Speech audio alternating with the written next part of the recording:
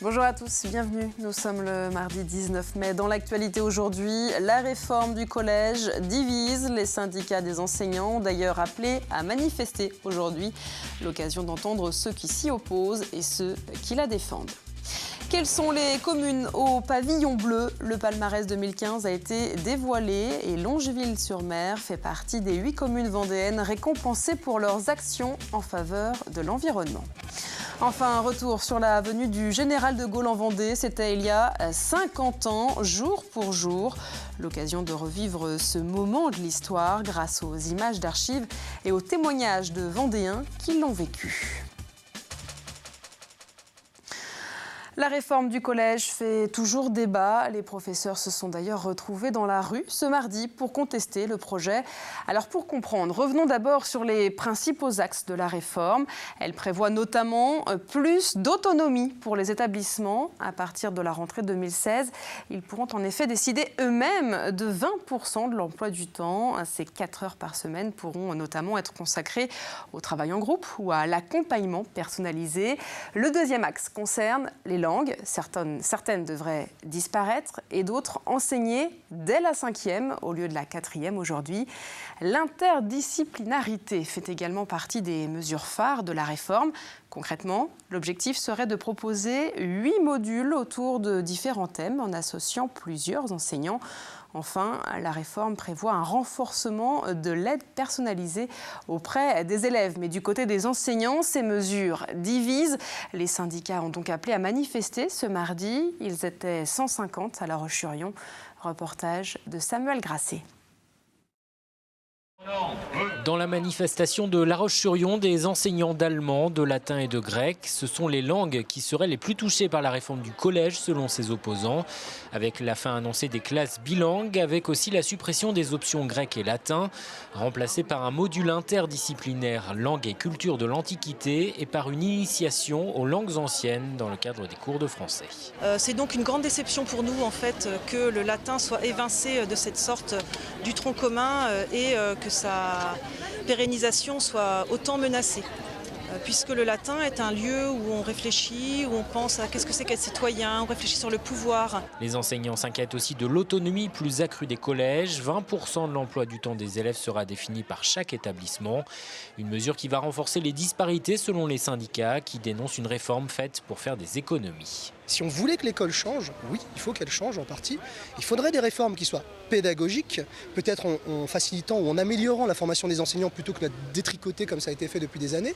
Là, on aurait peut-être des pratiques pédagogiques innovantes et nouvelles qui seraient mises en valeur. Et puis aussi en jouant sur d'autres leviers qui sont des leviers matériels.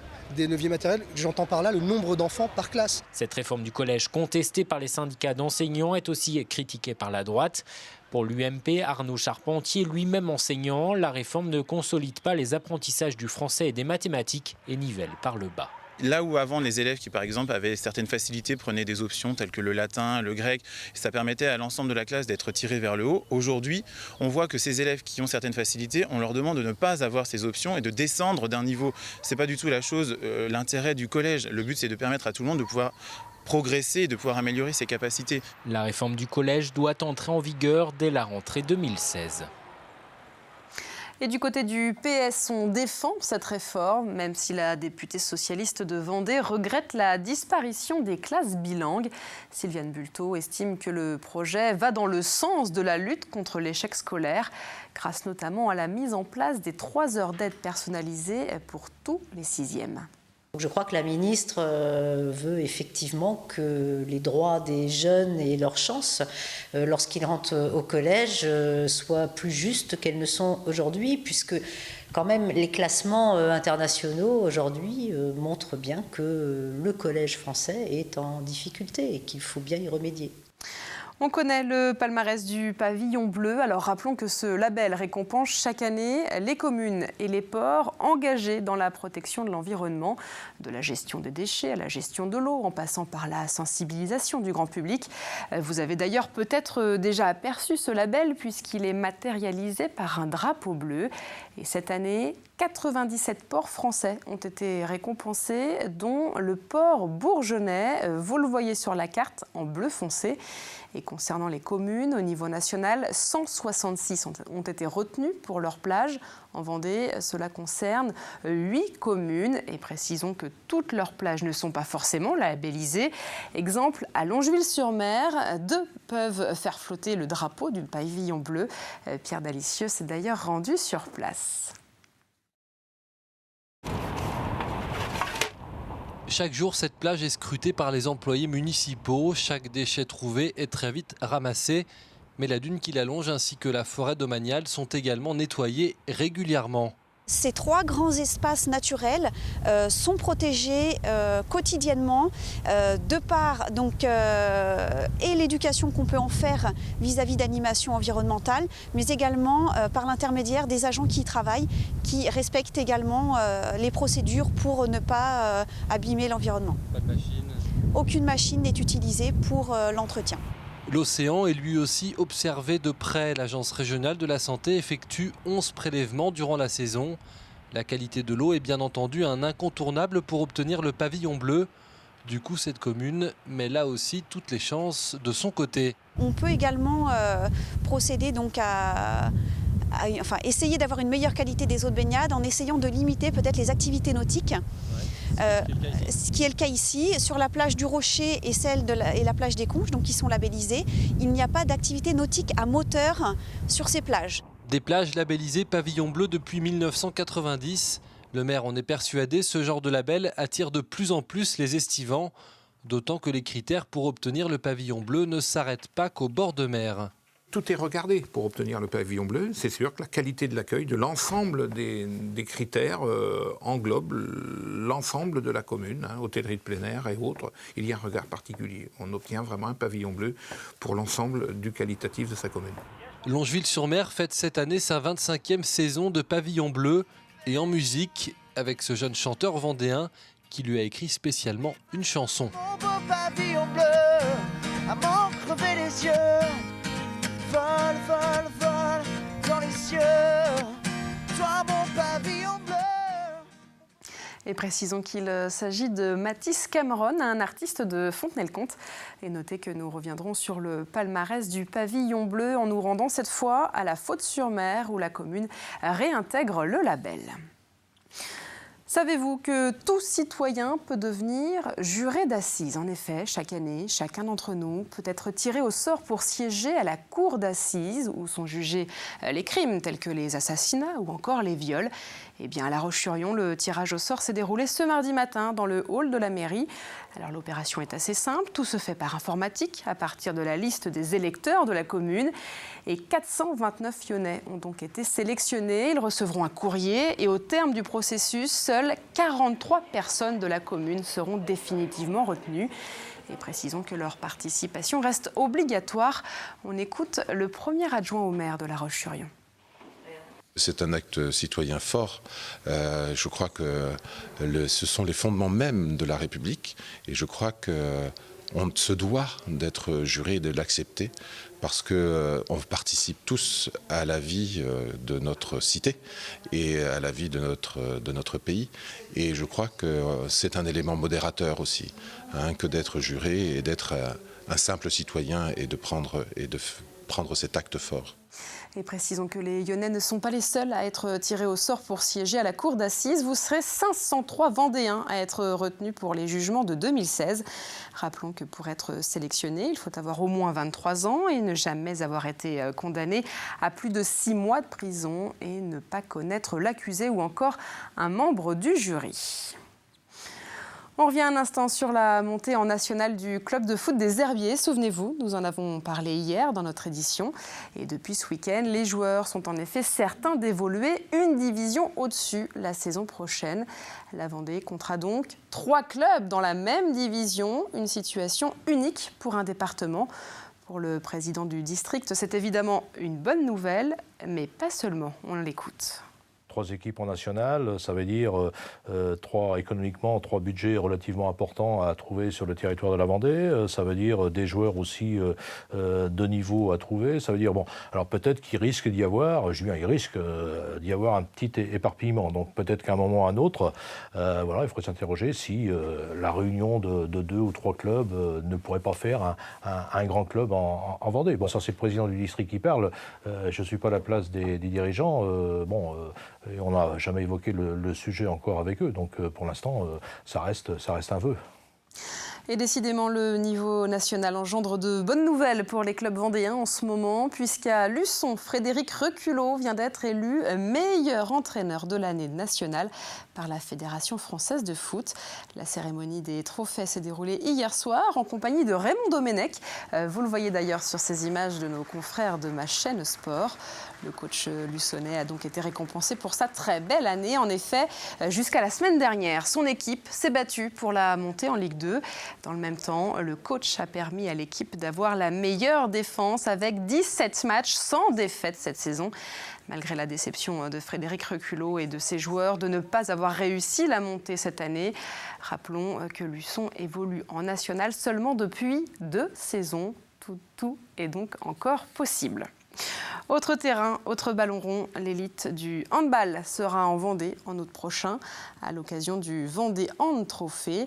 La 2e édition a été présentée lundi. Les matchs se dérouleront donc les 28 et 29 août au Vendespace. Et parmi les équipes, le public retrouvera les joueurs de Montpellier comme l'an passé. Vous redécouvrez d'ailleurs les images de la première édition. Et parmi les joueurs connus, le gardien Thierry Omeyer ou encore les frères Karabatic.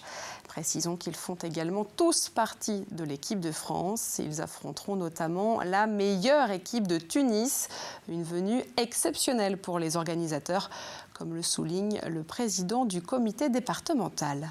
L'Espérance de Tunis, oui, qui est le plus titré de l'Afrique, qui a remporté beaucoup de championnats, la Coupe d'Afrique, qui a beaucoup de joueurs qui viennent jouer aussi en France, parce qu'à Montpellier, on a beaucoup de Tunisiens aussi. Donc c'est vraiment un pays de handball très reconnu, où l'entraîneur de l'équipe de France féminine était l'ancien entraîneur de Tunisie. Donc c'est vraiment un pays de handball qu'on va accueillir au Vendespace. On va parler à présent d'une discipline peu connue et peu reconnue, le cyclisme handisport. Pour la première fois, une course interrégionale s'est déroulée tout le week-end à Fougeray, près de la Chaise-de-Vicomte. L'occasion pour nous d'aller à la rencontre de ces véritables sportifs, à l'image notamment d'une des rares femmes dans la discipline. Reportage. Dans une demi-heure, Lydie doit s'élancer pour un contre-la-montre de 19 km 500. Victime d'un accident de la route en 1988, elle découvre le handbike 24 ans plus tard. On m'a demandé pour participer à un projet sportif. On a rallié Pont-Audemer dans l'Eure à Londres à l'occasion des Jeux paralympiques. Et donc je me suis entraînée plus d'1 an et demi avant et tout. Et puis je suis devenue addict. Moi malheureusement dans ma catégorie on est très peu. Faute de griller des nanas, j'essaye de griller un maximum de mecs. J'y arrive. Dans une autre catégorie, celle des tricycles, il y a David, 22 ans. Il est infirme moteur cérébral et est sujet aux troubles de l'équilibre. C'est vraiment son projet de vie, faire du vélo. C'est un enfant qui n'a pas pu aller à l'école par rapport à son handicap. Et le fait de faire du vélo, ça lui donne un sens à sa vie. 3, 2, 1, top! 9h30, le premier départ est donné. Un tracé exigeant attend les coureurs.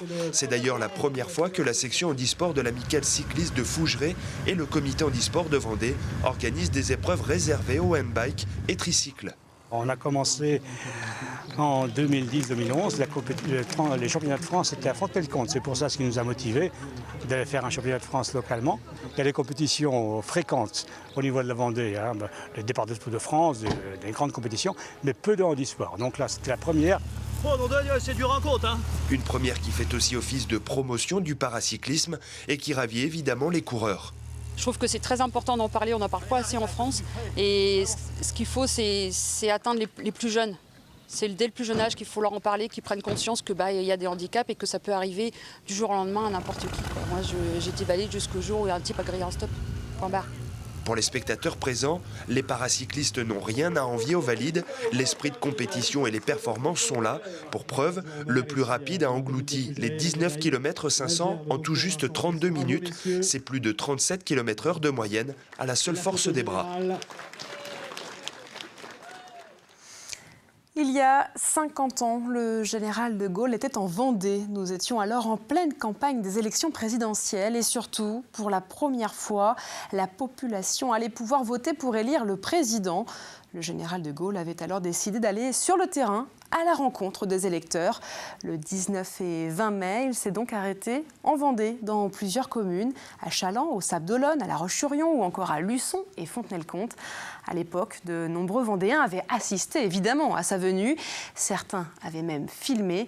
Grâce aux archives et à la Cinémathèque de Vendée, nous avons pu retrouver ces images. Reportage de Cyril Guillet. Vive la Vendée, vive la République, vive la France! La visite du général de Gaulle en Vendée a marqué les esprits et ce 23e et avant-dernier déplacement en province est pour beaucoup gravé dans les mémoires. À l'image de Robert Rogeart qui a assisté au discours du général à Fontenay-le-Comte, il était alors âgé de 12 ans. À la fin des discours, il est descendu de son estrade et puis il a pris un bain de foule et j'ai essayé de m'approcher tant bien que mal de lui, mais arrivé à quelques mètres, compte tenu de sa statue, là, j'ai capitulé, j'ai pas fait les quelques derniers mètres qui manquaient. Aujourd'hui, je les ferais, mais à l'époque, une stature quand même imposante de Gaulle. En 1993, il y consacrera un livre intitulé « Le général de Gaulle en Vendée », un ouvrage qui détaille la traversée des 32 communes vendéennes, photos à l'appui. Il existe aussi 3 films amateurs tournés en Super 8, précieusement conservés par la Cinémathèque de Vendée.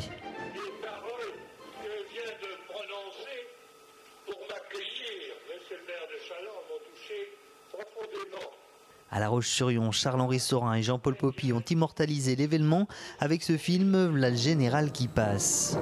Ces demoiselles s'écrasent aux fenêtres pour voir passer les pompons rouges, toujours très demandés. Un film plein d'humour qui témoigne aussi de l'importance de cette venue présidentielle. La montée de la rue du Maréchal Joffre s'effectue dans des Simca 1500 et il y avait une vingtaine de Simca 1500 qui accompagnaient la présidence dans laquelle le général de Gaulle avait pris place pour monter la rue Joffre et arriver place Napoléon. Et puis alors à l'époque, il y avait la grandeur de l'État, il y avait la puissance de l'État, et puis il y avait une considération du peuple qui n'existe plus aujourd'hui. Après la venue de Félix Faure en 1897, le général de Gaulle est le second président à fouler le pavé vendéen. La visite durera 2 jours et le général passera la nuit à La Roche-sur-Yon, au sein même de la préfecture. Le préfet avait fait faire un lit sur mesure pour qu'il tienne, un lit d'ailleurs que la préfecture a toujours au grenier, et en attendant la revenue d'un grand homme. 2 jours avant son discours sous la statue de Georges Clémenceau à Saint-Hermine, les forces de l'ordre déjoueront une tentative d'attentat commanditée par l'OAS et aucun incident ne viendra troubler le reste de cette visite présidentielle. Vive la Vendée, vive la République, vive la France! Et la Cinémathèque de Vendée lance un appel. Elle recherche des images des Sables-d'Olonne lors de la venue du général de Gaulle. Si vous avez vécu le moment et surtout si vous l'avez filmé, n'hésitez pas à contacter la Cinémathèque de Vendée. On termine avec un point sur la météo et on semble bien loin d'un 20 mai ordinaire. Nuages, averses et surtout fraîcheur sont au programme de ce mercredi. Il ne fera donc pas plus de 17 degrés au meilleur de la journée. Dans quelques minutes, Armelle Pavageau vous en dit plus. Quant à nous, on se retrouve évidemment demain pour un nouveau point sur l'actualité vendéenne.